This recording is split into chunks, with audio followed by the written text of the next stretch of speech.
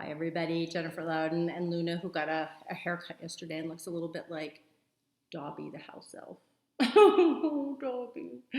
Okay, no, it's not about that. It's about incremental change. So at the Oasis, which is my wonderful Sacred Date with Yourself hour a week gathering experience, which starts again in January, and there's a free sample of it to celebrate the end on December 18th. I hope you'll come.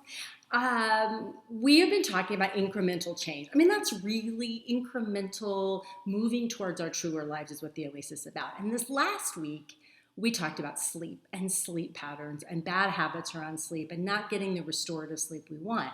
And it's just started this whole wonderful cascade of people making really lovely small changes that are having fabulous results. And I just had to share with you a little bit of one of the gals' insights. And she talked about how she had always had this sort of fantasy evening routine, right? Right there, I so relate. I have so done this so many times in my life where there's like the fantasy morning routine, the fantasy creativity ritual, the fantasy exercise life.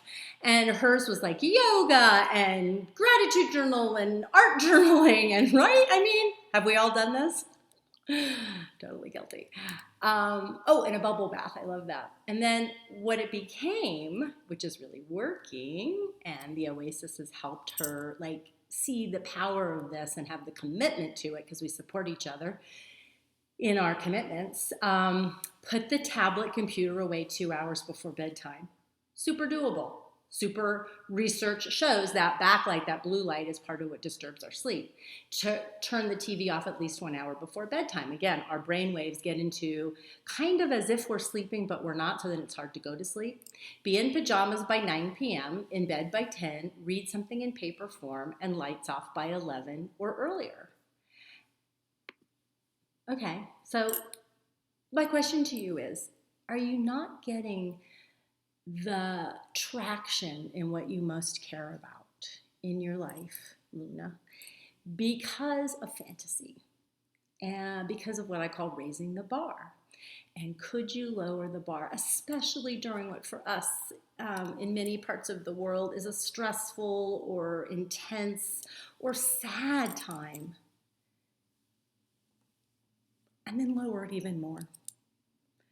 And notice the resistance to doing that, if there's any. And there might be the resistance to, well, it's not going to work. I'm getting left out. I'm not progressing. I'm not as fabulous as everybody else if I'm not art journaling, gratitude journaling, bathtubing, if I'm just putting the tablet downstairs 2 hours before and turning off the TV and getting in my pajamas and repeating that and being committed to it and repeating it to other people. So I really get it in my head. That's what I'm doing. And I'm accepting that as enough.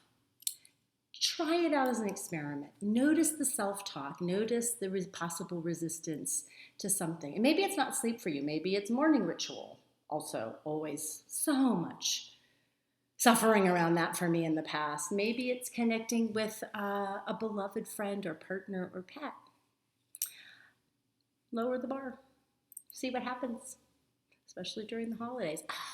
Okay.